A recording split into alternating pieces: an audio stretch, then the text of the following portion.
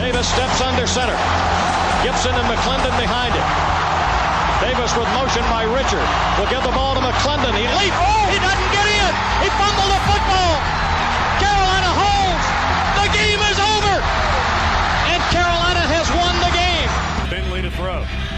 Over the middle, intercepted. Woolfolk again. Woolfolk the other way. At the 30, the 40. Woolfolk to midfield. Miles Woolfolk with the pick. The heels on the doorstep of an enormous victory. Left side of the line. Hood standing to Williams' right. Williams gonna throw. One-on-one. Davis has it. Touchdown. Carolina wins. Carolina is the Coastal Division champion. Bernard fields it at the 26. Heading to the far side. Gio at the 35. Gio, he's at the 50. No, he's not. Yes, he is. Gio is going to take it for a touchdown. Are you kidding me? Connor Barth for the possible win. Snap, spot, kick away, high enough, long enough. It's good! It's good! Carolina has won the game on a 42-yard field goal by freshman Connor Barth. Good gosh, dirty. This is the Heel Tough Blog Podcast. Hey guys, and welcome into this edition of the Heel Tough Blog Podcast.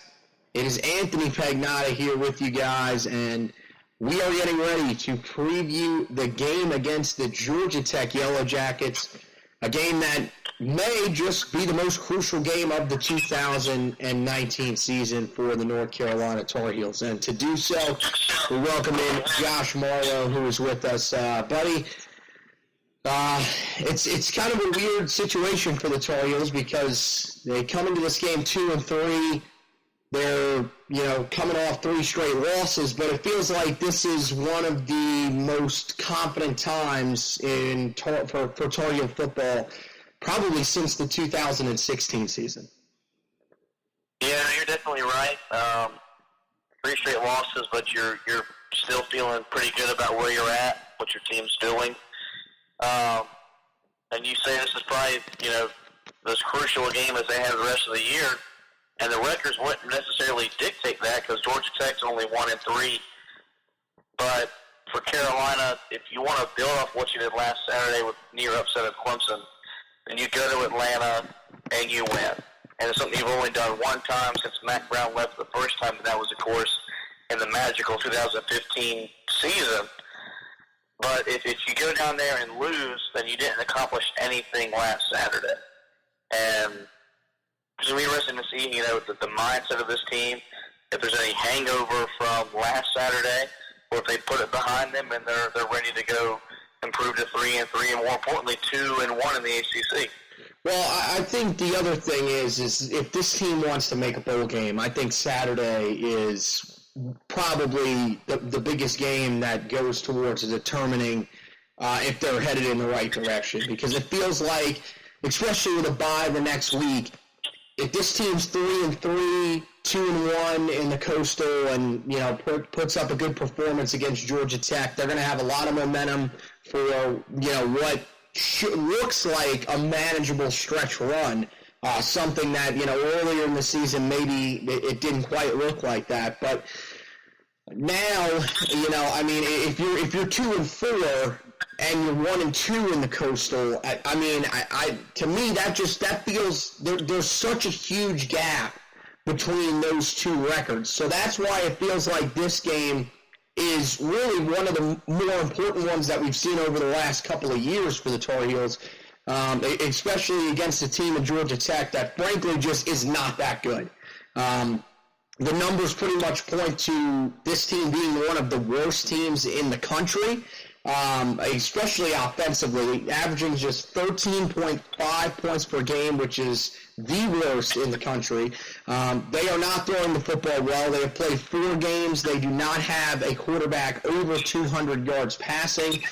And honestly, their best solution at quarterback is a guy that and Tobias Oliver, who is basically just a running back playing quarterback. So, it feels like this is a huge opportunity for Carolina to come out and, really show that they have a chance to be that dominant team in the future, because this Georgia Tech team is not that good at all. They won one game. They beat South Florida, another team who is just horrific offensively, and they won that game 14-10. The only reason they won that game was because of their defense. It had nothing to do with their offense. So, I think that this Tar Heel team on paper is definitely the better team, and they need to prove that on Saturday. And but you mentioned it.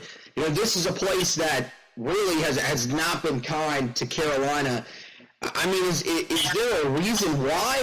It seems like at this point, maybe it was because of the triple option offense, because of just the length of the, how much this Tar Heel team is struggling there. But, it feels like anytime that you go there, and very similar to, the next game the Tar Heels will play at Virginia Tech, it just seems like this team just knows going in, okay, they don't really have a chance to win the game, and it doesn't really make a whole lot of sense to me.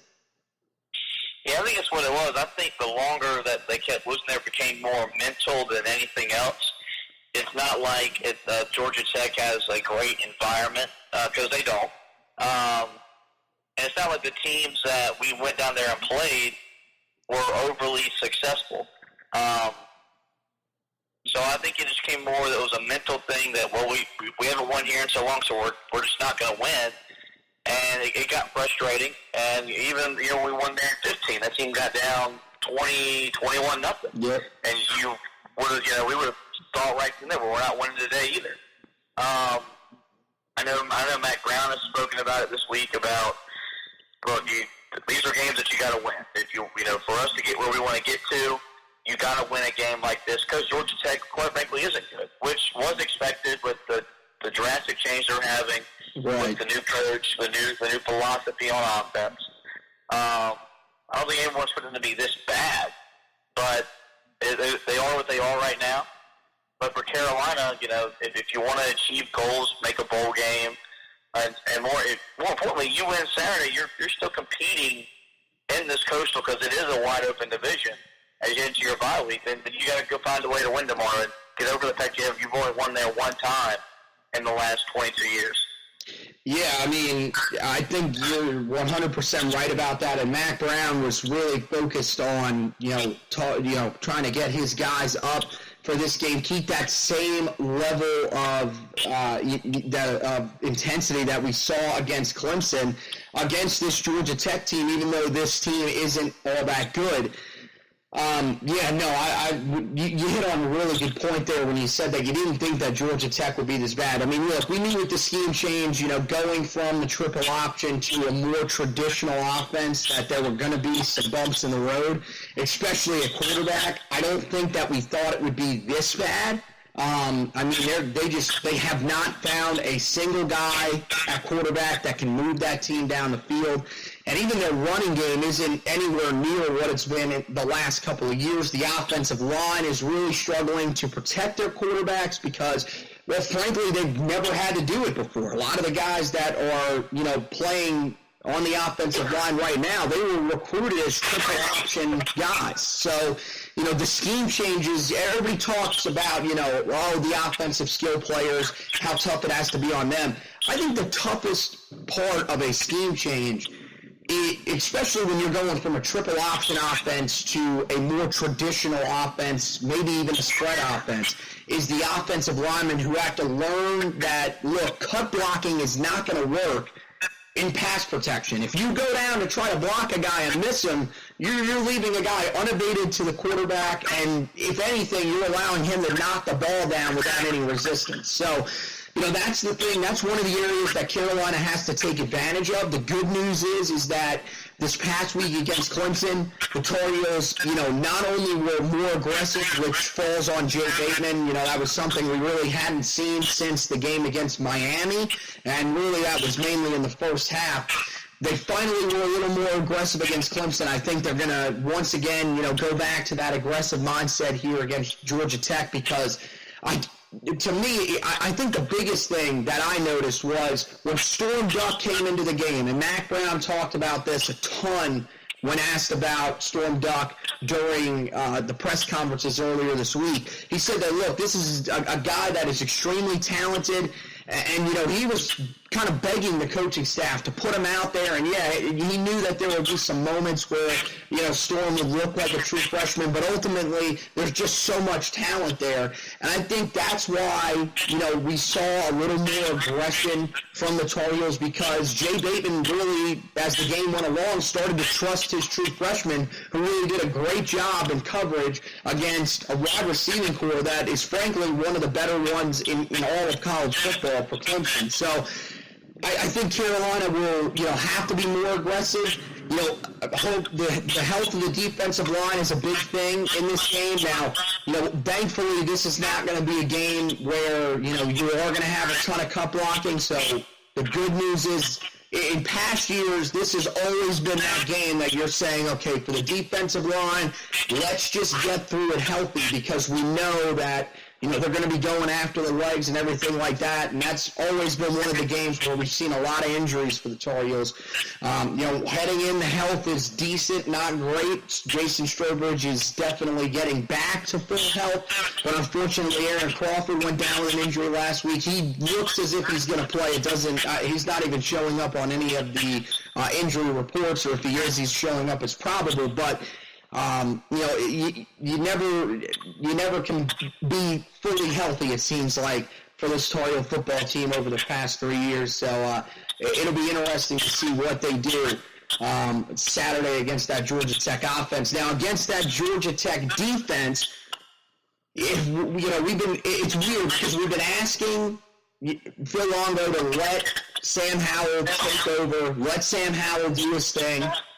But against Georgia Tech, your game plan might be a little bit different, because this team's allowing 255 yards per game on the ground. Now, granted, they have played the Citadel, which was a triple option offense. They actually got beat by that team in overtime as well. That's another reason that you look at this game and say, this is one you got to win.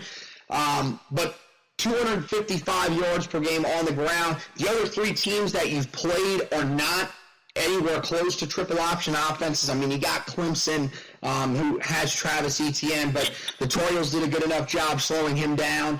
And then you look at the other two teams that they played in South Florida, and then this past week, I'm blanking on who they played this past week. I'll have to look that up really quick.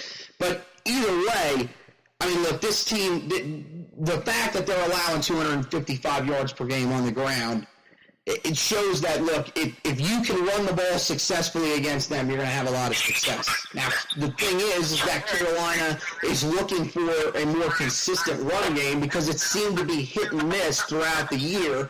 Mainly Michael Carter, who, you know, if you look at the game against South Carolina, Wake Forest, and then, of course, this past week against Clemson, he's performed very well. The problem is he's followed up those big performances against South Carolina and Wake Forest with some of his worst performances, not only of the season but of his career. So you're begging for some more consistency out of him. Javonte Williams, you know, really has been the same guy throughout the year. But, you know, he's had some big games, you know, like the game against Miami and the game against Appalachian State. So, you know, maybe this is his game to shine. We'll have to wait and see. But it feels like, you know, in this game, because of what Georgia Tech is giving you, you're going to want to be a little more aggressive with the run. Now, from your perspective, you know, look, you're a guy that is begging Phil. You're one of those guys begging Phil Longo, please open up the offense and let Sam Howell take over. You know, when you're faced with a matchup like this, a Georgia Tech team that is struggling to stop the run, how do you kind of balance that to where you can still maybe open up the offense a little bit, but still, you know, take what the defense is giving you, you know, from Georgia Tech? I think when you're playing against a team that can't stop the run, it allows you to be more aggressive on first down, throwing the ball. We've seen the Phil Longo be pretty much 1st and 10. We're going to run it, and you know, get us in the 2nd and 8 or 2nd and 7. Well, I want us to see us come out, and even if it's just some of the stuff we saw against South Carolina, the quick passing game that worked against the Gamecocks, we haven't really seen that since. Get that way you can just, build your run game off your pass game. So that's what I think. I get this team's allowed 255 yards on the ground, and you've got a trio of backs that are as good as anywhere in the ACC. So I understand the why it's going to be easy to just line up and shove the ball down the throat, but you also got to think they're looking at you on film, and they know that you want to run the ball a little bit more than you want to throw it, so they're going to try to gear up to stop your run game more, to come out and throw it a little bit more. And if it doesn't work early, well, then you can hand the ball off, you're going to get 5 or 6 yards to carry, and that's fine. But you got to start letting Sam, throw the ball more. It feels like the first possession of games sometimes feels scripted because we've been able to move the ball down for touchdowns. Look at what we did against Miami, App State, and last week against Clemson. And then it's just how we've struggled to build off of that moving after we've scored a touchdown. And this could be a game where you could try to find some answers to those questions. That's a very good point, the scripted first drives of games, because it does kind of have the feel of if you watched the Chicago Bears last year with Matt Nagy and Mitch Trubisky, where they actually had multiple, usually I think it was up to 3 or 4 drives scripted out of the gate. But you're right, it feels like those first, every first drive that we've seen in these games, they've moved the ball pretty well. Now, of course, you mentioned App State. Look, if you run the ball back 75 yards, usually you're going to be able to have some success. It was only one play as well, so it's hard to tell. But the success that this team seems to have on the first drive of games is amazing. But I think what points to opening this offense up a little more and letting Sam Howell sort of take over and become a team that throws the ball a little bit more than they pass the football is what he's shown in the fourth quarter. Because, look, you can't script a fourth quarter. You don't know what kind of situations you're going to be in. It's really just that simple. When Sam Howell has to sort of take over the game and, make his own decisions out there, it seems like he's a guy that really thrives in those type of situations. I mean, we've seen him late in games. We've seen third and long situations, fourth and long situations where, he's found a way to make a play. And if you open up this offense and basically tell him, look, you're the guy that's driving this offense. We need you to be that guy that we see in the fourth quarter in every quarter. I have a feeling that, we'll be able to see that. I mean, we saw it a little bit against App State because they got down 17, and they pretty much had no choice but to start throwing the ball pretty much the entire way the rest of the game. But I agree. If they open up this offense, look, this kid can handle it. If there's a quarterback in the country right now that's a true freshman that can handle it, it seems to be this kid because, you talked about it on the recap podcast against Clemson. Although he wasn't, didn't put up mind-blowing stats, he continues to do the one thing that you've got to do. And we saw when he didn't do it against App State, that's the reason that they pretty much lost that game. Every other game, he's taking care of the football, and that's the reason why Carolina has been in the game late and had a chance to win it, including against the Clemson defense that was, one, extremely great at taking the football away early in the season. They had, I think it was 5 or 6 interceptions to begin the season, which was one of the top numbers in the country, and a team that was providing a lot of pressure through the first 4 games of their season really didn't put him that much pressure on Howell because, one, he did a good job of getting the football out when he needed to. There's still some times where he holds on to the football too long. He's a little bit slow going through his progressions, but that's something that's going to come with time. It also helps that the offensive line really stepped up. I think that, that's an area where these games against Georgia Tech have usually been won. It's going to be a little bit different this year for the offensive and defensive lines facing Georgia Tech, but ultimately I still think that the trenches are going to be a big area for the Tar Heels. do you feel like on paper they have a chance? They have a chance to dominate this matchup against Georgia Tech? There's definitely potential there on paper, and also I think just looking at what they did, if they built their performance from last week, the confidence level should be as high from both those units as it's been in a long time. The defensive line rattled Trevor Lawrence as good as any defensive line has this year so far, and arguably for his young career, he never had time to get into a rhythm, look to press on a ton of throws, and offensively, you held your own against a talented defensive front. Charlie Heck, even though was playing hurt, you could tell play hurt was really good over there at the left tackle spot. They seem to have cut down some of the mistakes and the penalties that they've had at times. So the confidence level should help them going into this game, where you are better than your opponent. It's just when you strap the pads on, now go execute and do the things that you did last week at a higher level against a lesser opponent, and it should help this team win fairly easy. All right, so let's get to the keys to the game. Really, just one or two keys to the game. When you look at this Tar Heel team traveling down to Atlanta against a Georgia Tech team that is struggling offensively, what do you look at as keys to this game? I think the biggest key to this game is can Carolina bring the same energy and same intensity they brought last week? If they can get to that same kind of focus, play with that kind of passion, they're going to win the game. They're better than Georgia Tech on paper. They're better than them talent-wise. So, but if the thing is they're not good enough to not play at 100%. We're just not there yet as a program where we can just sleepwalk through games. So you've got to find a way to get back to that same kind of passion you had for Clemson for a 1-3 Georgia Tech team. If you can do that, you're going to win. If not, you're going to let a team that you should beat hang around and get more confident as the game grows long. And there's a really good chance that you could find yourself at 2-4.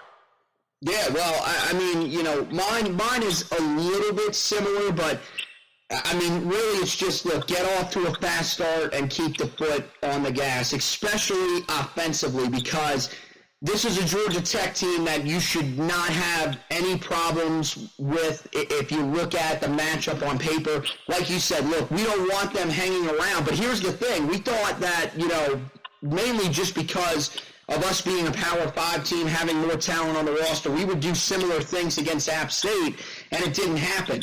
I talked about it last week, and I think that, look, against Clemson, you still have to kind of play with that mindset of, okay, we're a team that is playing to stay in the game because Clemson is that much more talented than us. But going forward, the rest of this schedule does not wield an opponent that you should say, okay, look, they are that much better than us. We have to play with that mindset of let's stay in the game and give ourselves a chance late. You should be going in with the mindset of, look, we are the better team today. We're the better team on paper. I mean, you can debate between, Pittsburgh and State once you get later in the year, but especially in this game, we're the better football team here. We know we're the better football team here because, frankly, this Georgia Tech team is terrible. So we need to go out and be aggressive, take over this game, and let's make a statement to the rest of the country that, look, what you saw last week wasn't a fluke. This is a team that is on the rise, and they are going to make some noise. And, I mean, as you said, an ACC Coastal that, frankly, is just downright terrible. There's nobody in this ACC Coastal that, to me, feels like a threat to Clemson in the long run, not especially this year. I mean, you look at the ACC Coastal on the surface. I mean, your best team right now is Virginia, and then after that, it's really just we don't really know. Duke's off to a good start, but they've been off to a good start how many straight years, and it seems like once they get into the thick of ACC play, they kind of fall apart. You got Pittsburgh, who, I mean, frankly, who the hell knows what Pittsburgh is at this point? We didn't know what they were last year. They somehow made the ACC championship game. We don't know what they are this year. Again, they're a team that, look, I mean, They almost found a way to upset Penn State. They beat Central Florida, and that game was at home, but still beat a Central Florida team that everybody was saying was the best Group of 5 team, deserved to be in a Power 5 conference. They shut all that up, and then they come out this past week against Delaware and nearly find a way to lose at home. So, who knows? There's a chance that if the Tar Heels can, play with that same intensity as you mentioned, and really just, if they can find a rhythm, mainly offensively, because it seems like defensively, they've done enough outside of the App State game to keep themselves in games and give their offense a chance to win the game. I think this team's going to have a legit shot, but it starts on Saturday against Georgia Tech. So let's do the game predictions. I'll let you start. What do you think the Tar Heels are able to do down in Atlanta? I think Carolina's gonna get a road win. I think they'll improve to 3-3, 2-1 in ACC play. It feels like a good game where you can build on things offensively and defensively. I think Carolina will do that. I think they'll win 31-13. So we finally have a week where we're not sitting there in the fourth quarter, on our toes or whatever cliche you want to say for having an exciting finish. So that will be somewhat refreshing if we can get that. And I think you're going to get a really good effort in the passing game, and I think you're going to see Carolina get the running backs going in the same game. We haven't really seen that since South Carolina, where they both were productive, because Javonte Williams wasn't overly productive last week against Clemson. I think you'll get that tomorrow. Maybe Antonio Williams gets in the fold a little bit more too, and I think the defense will take advantage of playing an offense that is struggling. It's going to allow Jay Bateman to want to be aggressive easily, and I think we'll do that, and Carolina will win. Well, yeah, ultimately on the surface, look, Georgia Tech's a team that hasn't scored over 25 points, or 24 points in a game this season. Don't think they're going to be able to do that again. Carolina definitely feels like the more complete team going in. And I think Carolina comes out with a victory, but as we've seen so far this season, they're not going to make it extremely easy. The offensive end, we're waiting for them to have one of those games where they just sort of explode and score a bunch of points. I don't know if that's really going to come this season. I think Carolina wins, I think relatively comfortably. I'll go 27-10 over Georgia Tech, but, I feel like you said, what we're going to be talking about when we're sitting here on Monday or Tuesday recapping this game is, look, this defense continues to improve under Jay Bateman, even with all of the injuries. Against a struggling offense like Georgia Tech, I feel like they really can show a little bit of muscle and find a way to shut down this offense even more than they've been shut down so far this season. I think they have a phenomenal performance, and I think Carolina pulls out the victory, goes to 3-3 overall and 2-1 in the ACC, which is a huge step for the Tar Heels, and puts them in a good position to potentially fight for an ACC Coastal title. So let's pick one guy that you think is a standout player for this game against Georgia Tech. Who do you think shines against the Yellow Jackets on Saturday? I think Michael Carter is going to build off what he did against Clemson. Had 99 yards on the ground, was a factor in the passing game. So I think he'll respond with another good effort. And then I'll pick one defensively too, really quick. I think Chad Surratt had his national coming out party yesterday, where the country got to see what he can do at linebacker. And I think we're he's just scratched the surface of the player he's going to be. I guess an offense that we've noted their struggles. Feels like he can have a really a field day.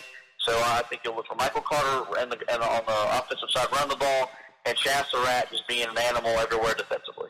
Well, I guess when you look at what Georgia Tech's going to give you, I'll go with Javonte Williams. He's going to be a guy coming off a game against Clemson. Like you mentioned, didn't have the greatest game. I mean, look, he still carried the ball 10 times for 49 yards. 4.9 yards per carry is not bad. So I think, he realizes that, look, he has a chance to take over against the Georgia Tech defense that is nowhere near the type of Georgia Tech defenses that we've seen before.